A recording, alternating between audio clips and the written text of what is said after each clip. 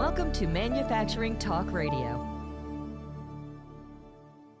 Welcome, everyone, to this episode of Manufacturing Talk Radio. I'm Tim Grady. I'm here with my host, Lou Weiss, who is also the president of All Metals and Forge Group. And our two guests today are Anthony Nieves, the committee chair for the Services Report on Business with the Institute for Supply Management, and Tim Fiore, who is the committee chair for the Manufacturing Report on Business. Welcome, gentlemen. Good to be here, guys. Thanks for having us. As always. Anthony, we'll do a little change up this time because since you're 90% of the economy, we'll let you go first.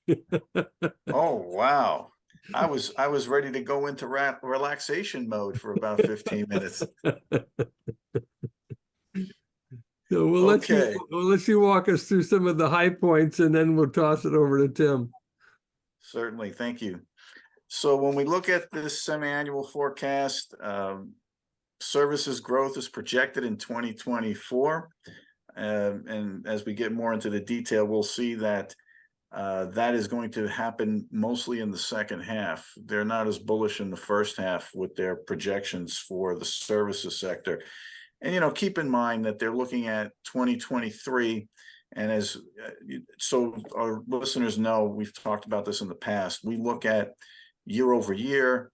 We look at the first 6 months going forward. The second half of the year, we compare it to prior year forecast, both the first and second half of the year. And so for the services sector in 2023, it was not so much a mixed bag, but things varied by industry and by company.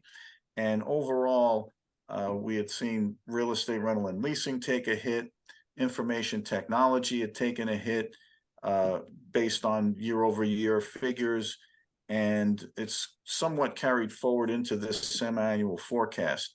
So we look at overall the headlines here: revenue to increase 6.9%, which is a very nice number. We see capital expenditures had a pullback to 2.9%. And in some of the prior years, we'd seen double-digit forecasts on this and even realization of that. But, the old adage of keep your powder dry in a storm. And so there's always been this bit of uncertainty surrounding what might materialize. And, Tim pointed this out earlier on our teleconference. Our respondents had no idea what was coming out of the Federal Reserve as it was relative to interest rate cuts projected for 2024. So that might have given us a little bit of a different picture, I think, if they had known that, and if we had known that ahead of time. And we look at efficiencies and capacity utilization currently at 86.5. It's surprising that there's a pullback in that. And I guess it's more about the structure of these companies and whether they have folks working at home or a hybrid approach, and what the output has been for some of these companies. And we've seen some efficiencies really at high levels in the past for the services sector. It's still anything over 80-85% is still humming along quite strongly, but it's just that we got accustomed to the high 80s, low 90s there for a bit. So that's just a quick overview on the headline numbers, and I'll volley the ball back over the net here. Okay, we're just I'm Tim Fiore. Are you still with us? There he is. Yes. Yeah, I'm still here. Yep. So, I think, as Tony said, we did not predict or know or have any idea what Chairman Powell was going to do 2 days ago. But that is absolutely a huge tailwind to all of this. And this is a very, very positive forecast for 2024. So just to kind of set it in set the environment here, 1 year ago, we got together and the manufacturing forecast in December 22 said that 23 was going to be a lot like 22. Our outlook was actually at a 50 diffusion index, which is stable year over year. Our projections on growth were not very strong. We were sitting in a very unknown situation with where was interest rates going to end up. Was the pandemic really behind us, or was there going to be some overhang? What was happening with Russia's invasion of Ukraine, and on and on. There was a huge amount of uncertainty. we went through 2023 living with huge amount of uncertainty. And as somewhere around May or June, I'd indicated that it looks like our panelists are starting to lay off. They're starting to really take headcount out now by using layoffs, not just freezing and attritions. And you're going to see from the forecast and the update on 23, that's exactly what they did. And and so we got all the way into the tail end of the year, and it's like, all right, where are we going to? So let's as Tony said, it appears without the interest rate issue that half two of 24 will be better than half one of 24. But we also think that half one of 24 will be better than half two of 23. So I think that's positive. Not usually better. We're still going to be kind of fighting our way through the first quarter. Again, with the new interest rates coming into place sometime in the tail end of the first quarter, there's going to be a lot more optimism and investing in not only people. You may not let them go as easily as you might have 2 weeks ago. You might accelerate that capital investment that you had planned on not doing until March, when you believe that the Fed is going to take interest rates down in 2024. And they've actually thrown numbers out there, which they probably had before, but I think they're forecasting a 2.4 or 2.6% inflation rate in 2026 or 2027.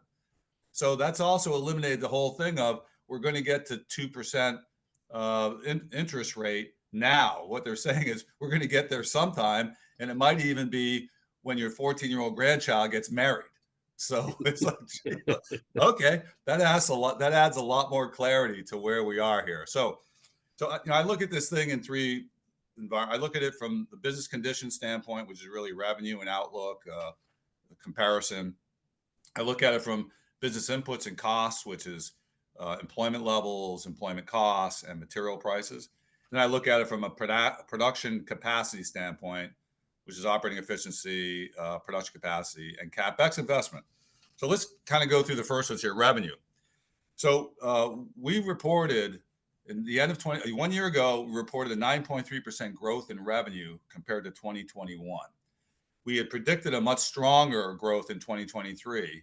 But in the end, what we ended up with was 0.9% growth in revenue this year, which is pretty much nothing. It goes back to we're stable 2023 versus 2022. That's another anchor that says, yeah, you're pretty much stable. But more importantly, we're saying that for next year, we're going to grow 5.6%. Now, that's the weakest number since the pandemic, but it's also a pretty solid number because we're at a fairly stable situation here, and we're not coming off a low. Because you grow 14% off a low. What's the effective growth value? Half of that, and we know that 2020 was a low. Okay, so revenue's looking pretty good. The outlook, what our panelists think in terms of positive outlook for 2024, came in at a 56.5 diffusion index. Now remember, 50 is stable year over year. So if we came in at 50, it would have said, well, we're going to be as profit. The outlook for business is about the same as it was for 2023. That's what we said in 22 for 23. We came in at a 50 in December 22 for 2023 performance. This year, we're going up 6.5 points to a 56.5. So again, that's positive. This is without interest rate relaxation. Everybody's saying, hey, we're going to climb out of this thing anyway. And, recall, I've been saying that I think we're in the trough for the last 5 or 6 months. So now we're starting to predict, hey, we're coming out of the trough. And then the last one on the business conditions is profit margins.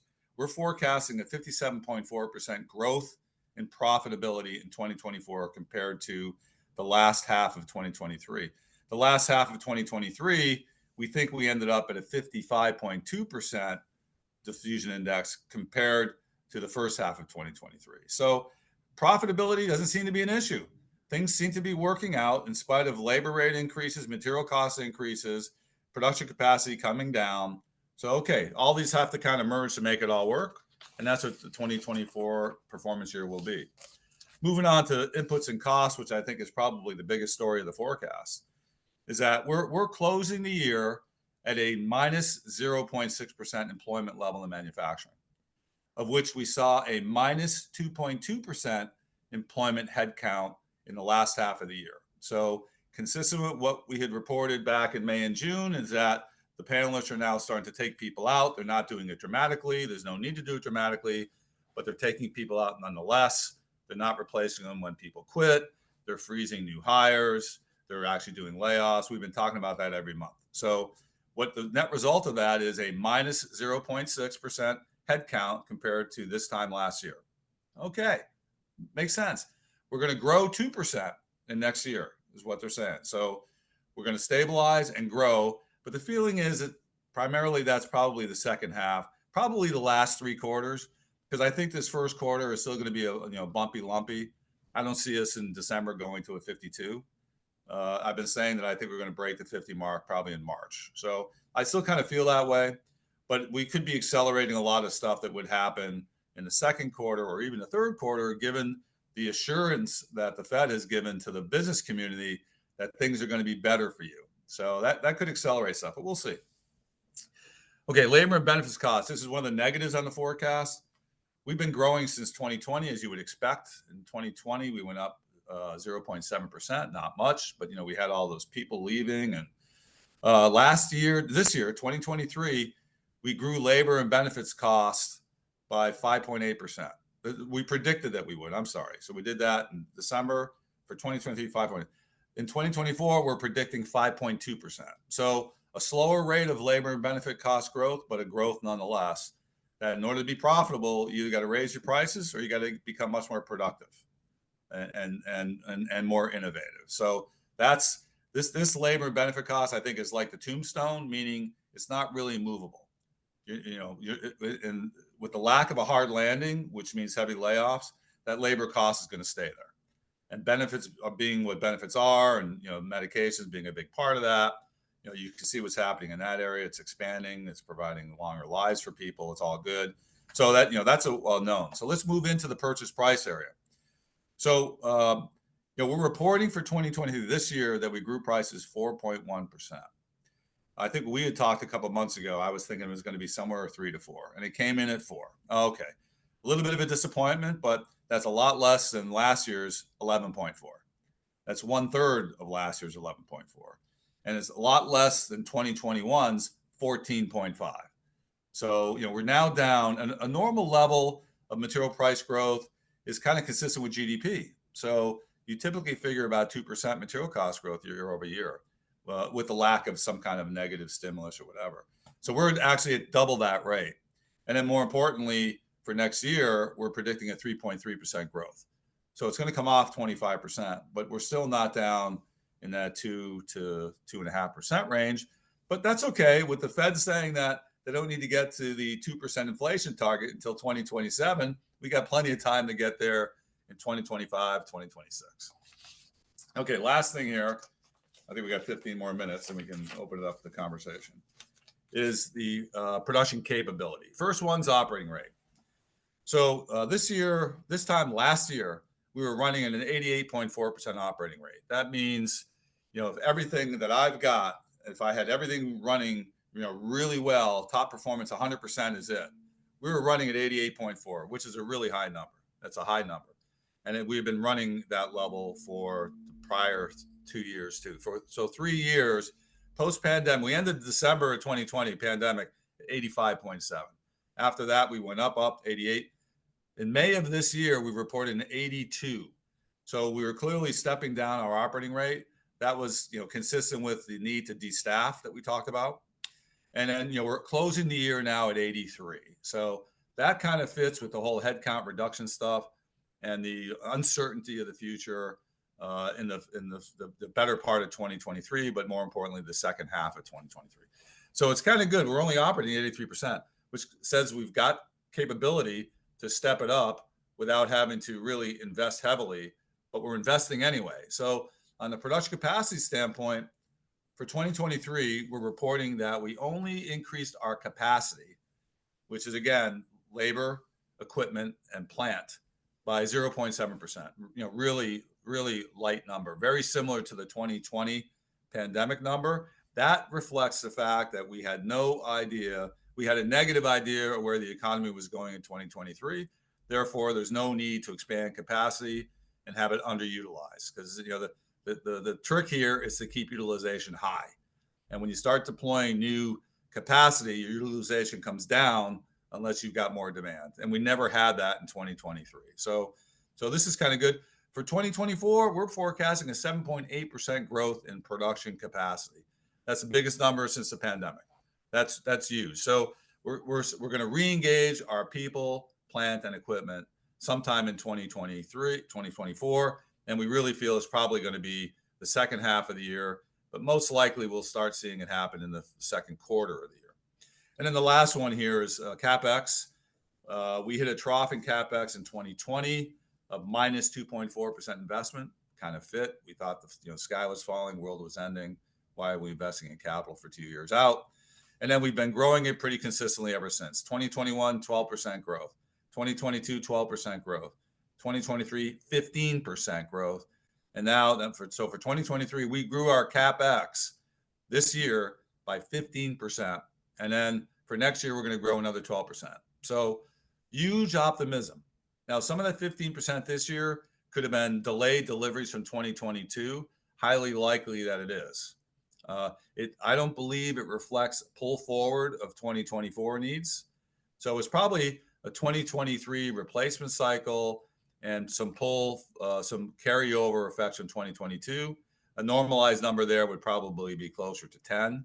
But more importantly here, with no pandemic and having to pull forward and delay deliveries and all that.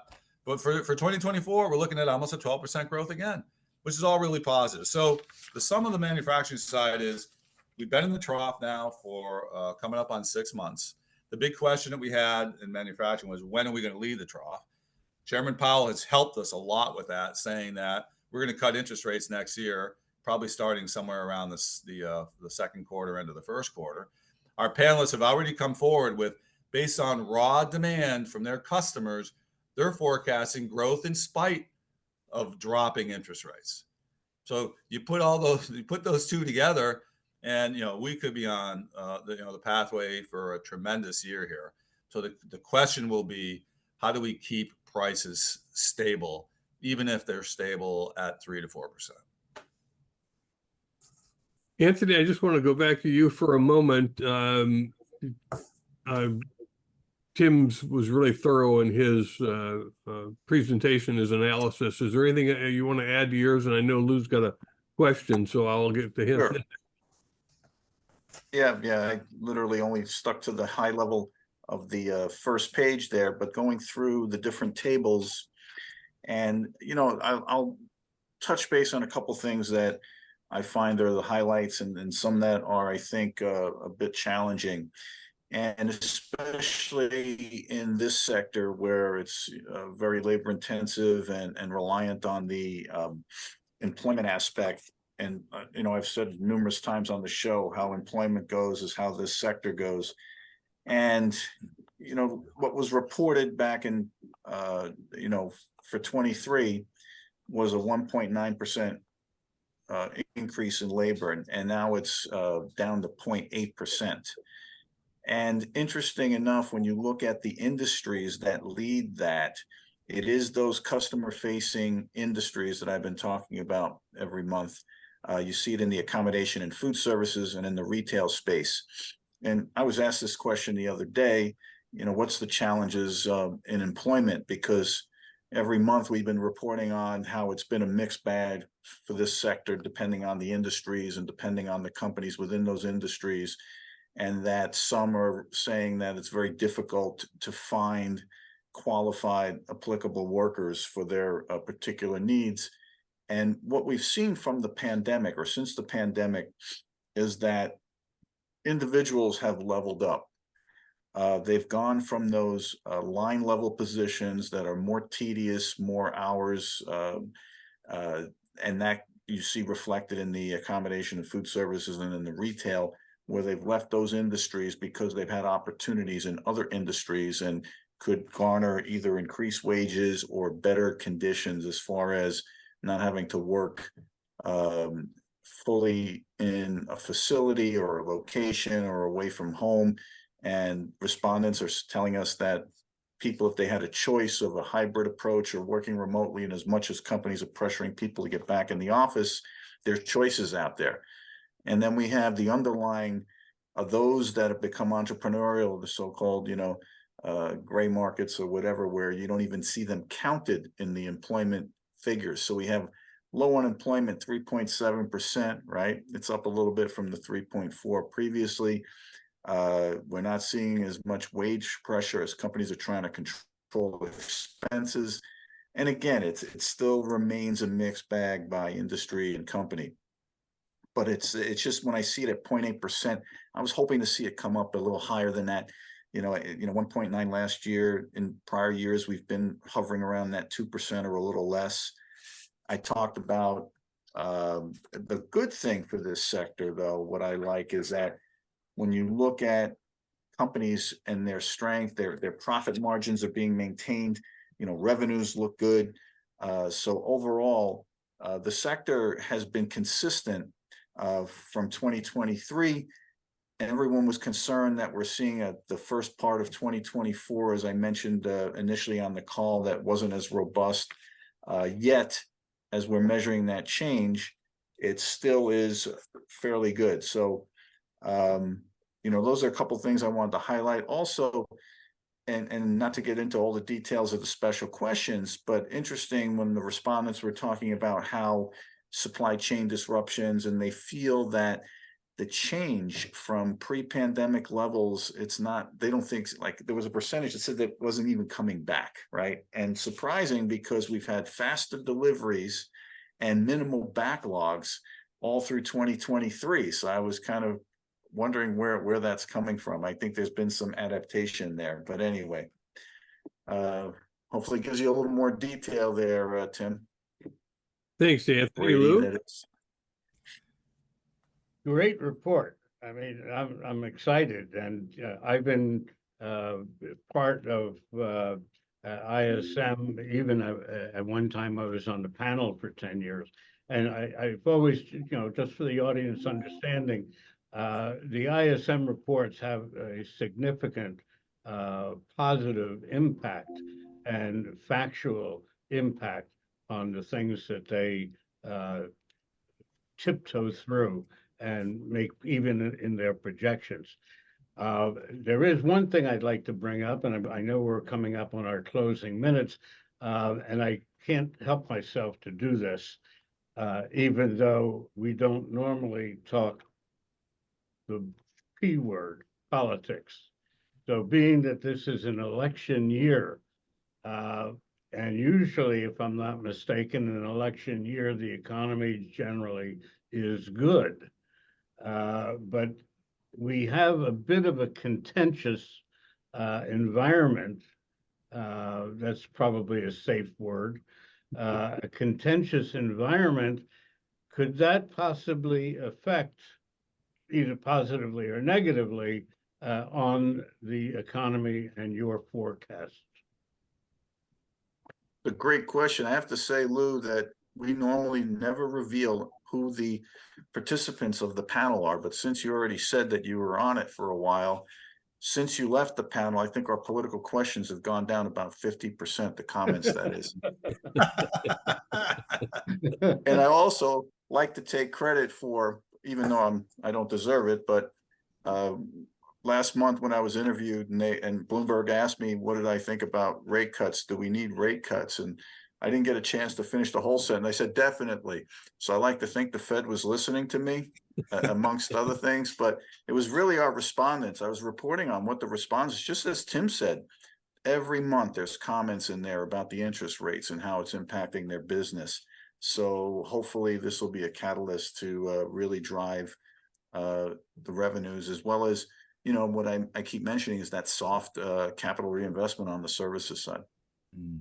So you're not going to answer the question about politics? Well, I did, kind of, in the sense that the politics, do I think that Tim mentioned this on the teleconference before we got on this the show with you, and he hit it right on the head. Happening at this point in time, it kind of alleviates that anything of political ramifications if the Fed was going to do it like right before the election, and this way it's innocuous. It's not a result of anything of any political influence. We know that the past administration hammered the Fed on a consistent basis about interest rate cuts. So we're not going to see something like that materialize over the next 12 months. Yeah, I think, we've been talking about this on the PMI calls, is that we've been saying that the Fed has to do something before the end of the first quarter. Otherwise, they get engaged in the politics of 2024, which they absolutely do not want to do. It's because it just makes their job 5 times harder. It's just not a good way to go to work every morning when you got everybody throwing arrows at you. So they decided before 2023 was over, not even into 2024, said, hey, the war is kind of over. We think we're on the right path. We reserve the right to change that direction if it goes the wrong way. But we actually think we're going to cut rates 3 times instead of 2 times. And, with a big smile on his face. And then off we go to market 500 points in an hour? Yeah. Yeah. It's Right. It's like, wow. But, if you think, and this is a good move if inflation doesn't, run out of control here. Now, and I don't know. Like I said, we're showing a 3% plus point increase for next year. That, maybe that fits his interim 2024 target level. It might. I mean, they haven't seen these numbers yet, but okay, it probably does. If we're not going to get to 2% inflation until 2027 or 2028, there's a hell of a lot that can happen in the meantime. That's for sure. Yeah, and you also have the inevitable situation here with labor wages going up. You saw it in the automotive.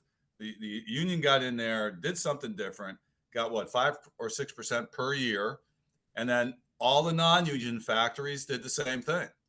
So this is kind of like taken off, and this is what they did not want to happen in the historical environments of price increases and wages. We're in a non-historical period here with still a bunch of unknowns. So I think, with productivity coming into play, demand will I'm expecting that probably by January, February, I'm going to see my new order number break 50 easily.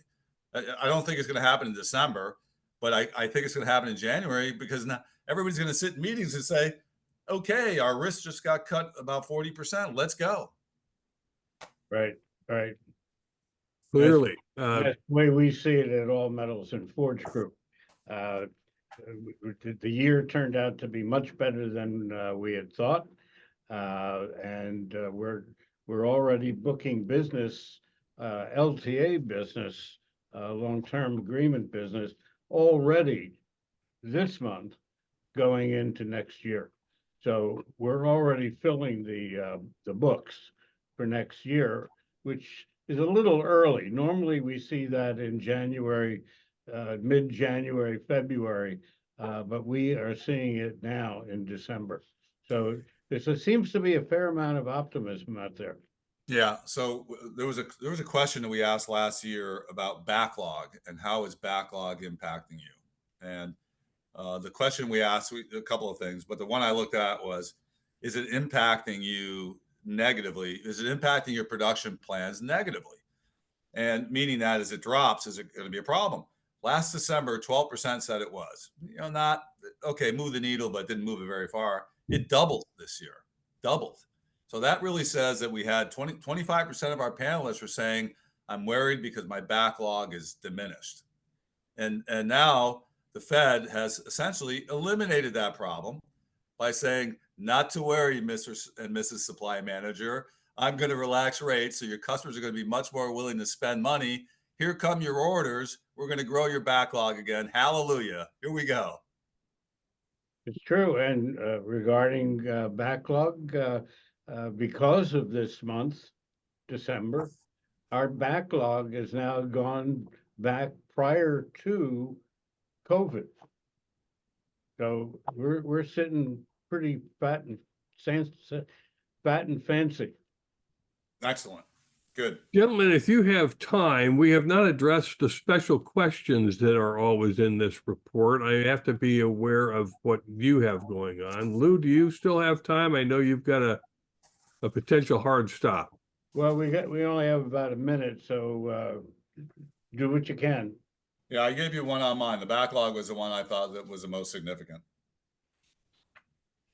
Okay, Anthony, how about yours? Yeah, I touched base on the anticipate supply chain conditions to be essentially back to pre-pandemic norms, and 28% said never. So that kind of threw me for a little bit of a loop because, I know things have changed and adjusted, and yet, to your point, Lou, you said that your backlog has grown. I anticipate that to be the case when demand increases through 2024. Again, we might not see it toward the latter part, especially once the rates kick in. But yeah, I think that overall, things like the inventory question, there's no great surprises out of these from other than the one I just pointed out. okay. Yeah, I well couldn't figure said. that question out either, Tony. It was like, what, never? What do you mean never? I don't get that. Yeah. I think it was a Never facetious say comment. never. Yeah, I think it was just somebody frustrated saying it's never coming back to the way it used to. That's a burned out buyer chasing parts. Yeah, you better retire. Well, thank you for joining us. We appreciate you taking the time. We know the two of you have got tight schedules and other media to get to, so we appreciate, Anthony, you joining us. Thank you. And Mr. Fiore, again, thanks as always. All right, thanks, guys. Thanks, Thanks, everybody. gentlemen. And Happy give our, holidays. and give our regards to your next show, Bloomberg. Take care.